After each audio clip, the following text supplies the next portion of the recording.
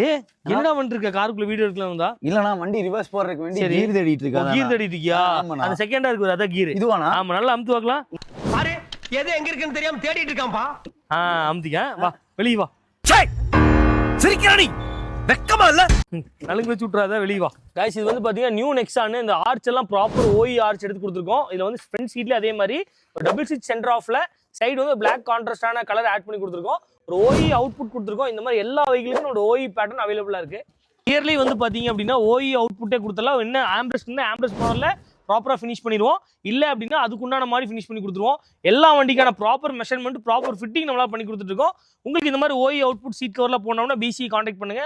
அது மட்டும் இல்ல இந்த வண்டி டேஷ் கேம் போட்டுருக்கு அதோட அவுட்புட் காமிக்கிறேன். அதே மாதிரி பாத்தீங்க அப்படின்னா பிளாக் ஒன்கோட ஒரு 5050 கூட நியூ மாடல் எல்லாத்தையும் 4050 தான் இருக்கும். நியூ மாடல் வந்து 5050 அதில் வந்து ப்ராப்பரா ஃபிட்டிங் பண்ணி கொடுத்தாச்சு.